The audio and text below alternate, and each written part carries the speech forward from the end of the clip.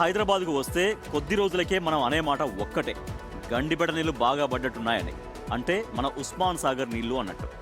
100 ఏళ్లు గడుస్తున్నా ఇప్పటికీ చెక్కు చెదరకుండా హైదరాబాద్ వాసుల దాహాన్ని తీరుస్తోంది. ఇంకోవైపు టూరిస్టుల్ని కూడా ఆకర్షిస్తోంది. హైదరాబాద్కు రక్షణ కవచంలా 100 ఏళ్లు దాటినా చెక్కు చెదరకుండా నిలబడిన ఇంజనీరింగ్ అద్భుతం ఉస్మాన్ సాగర్.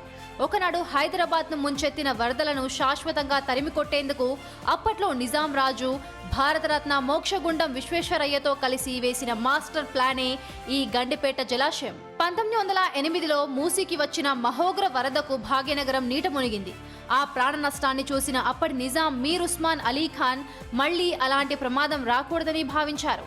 అలా ఇంజనీరింగ్ దిగ్గజం మోక్షగుండం విశ్వేశ్వరయ్య సలహాతో 1912లో గండిపేట వద్ద మూసీ నదిపై ఈ జలాశయం నిర్మాణం ప్రారంభమైంది.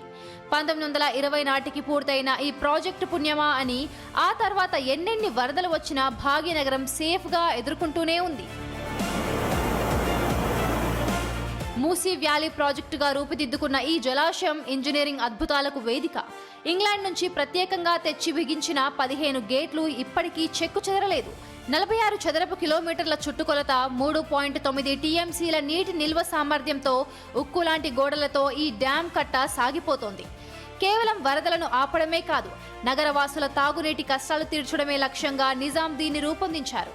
కాలానికి అనుగుణంగా ఉస్మాన్ సాగర్ను అద్భుతమైన టూరిస్ట్ ప్లేస్గా మారుస్తోంది ప్రభుత్వం.